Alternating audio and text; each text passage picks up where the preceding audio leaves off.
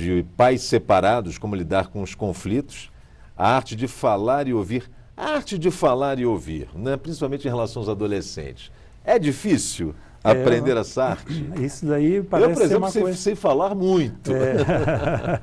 Mas isso parece uma coisa tão simples, né? Mas, na verdade, não é. Pela falta de tempo que as pessoas têm, elas estão perdendo essa capacidade de, para que você entenda o que o outro está falando, você tem que se calar. É obrigatório isso. Então, o que está acontecendo? As pessoas estão perdendo essa prática. E, naturalmente, se você começa a falar os dois ao mesmo tempo, aquilo não é uma conversa, e sim uma discussão. A tendência é elevar o nível da conversa e ninguém se entende. Outra coisa é que os adolescentes, principalmente, eles estão extremamente ocupados com a eletrônica, né? Esses meninos não saem do jogo eletrônico e do computador. E quando você tem que tratar um assunto sério com o teu filho, aliás, deve ser assim em qualquer conversa, só se conversa uma conversa que vai dar resultado olhando nos olhos. Então, para isso, você tem que ter uma prática desde o bebezinho, quando você se dirigir a uma criança que está pedindo atenção sua, mamãe, o papai, olhe nos olhos dele e fala, o papai está ocupado, ele já fala com você já. Aliás, ela é horrível, vai aprender, né, a esperar. É horrível conversar com uma pessoa que não olha nos olhos. Não olha nos olhos, exatamente. Então, se o teu adolescente está ocupado digitando alguma coisa e ele está puxando uma conversa, fala, meu filho, para aí um minuto e vamos conversar, senta com ele ali, olha nos olhos, porque senão não dá resultado essa conversa. Aí as coisas se resolvem. Aí as coisas se resolvem, porque as pessoas estão esquecendo esse método simples de conversa. Bem, o senhor fala sobre liderança e motivação, família e empresa, o coitadinho, novas famílias, o filho com qualquer tipo de dificuldade ou má formação. Como isso ocorre? Olha, é um momento extremamente difícil do pediatra quando você pega uma criança no berçário e a criança nasceu com má formação.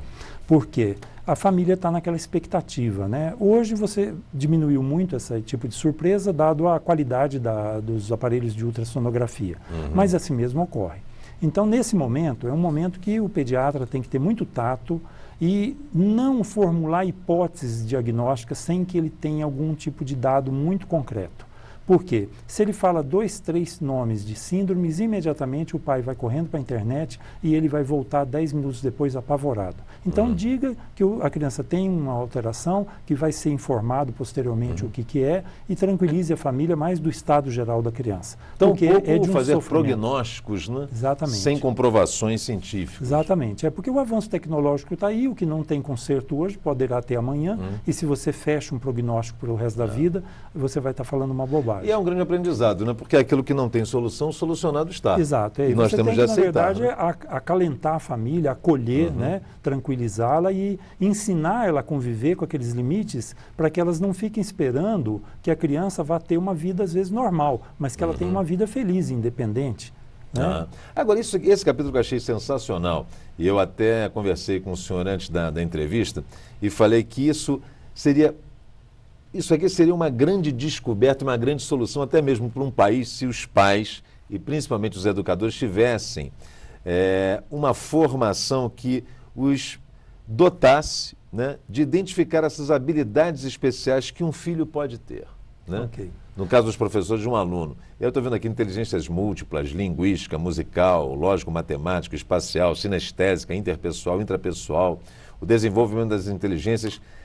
Como orientar, como auxiliar os pais e até mesmo os professores para identificar essas habilidades? Eu me senti motivado a colocar esse capítulo porque é um assunto muito comum hoje no consultório, pelo encaminhamento que está acontecendo das escolas, principalmente, para procurar neurologista, neuropediatra, uma quantidade muito grande de crianças suspeitas de transtorno de déficit de atenção, hiperatividade, e algumas delas têm mesmo e outras às vezes não têm, acabam tomando medicação, então é um diagnóstico de muita responsabilidade, né, o TDAH, porque você sela um diagnóstico que vai acompanhar aquela pessoa pelo resto da vida. E às vezes Ritalina.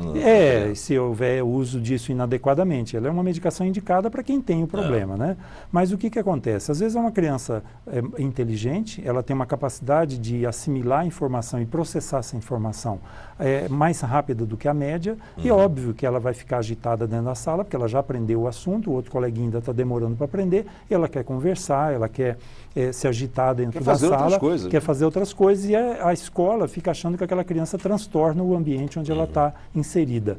E os pais têm obrigação, vamos dizer assim, de estar observando as diversas habilidades que a criança tem, musical, com números, com palavras. Uma criança, às vezes, com 2 anos de idade, que já está falando uma frase toda, com os verbos todos no tempo correto. Essa é uma criança que tem que ser dada atenção, para fornecer a elas informações e dotar ela dos meios para que ela possa desenvolver essa habilidade.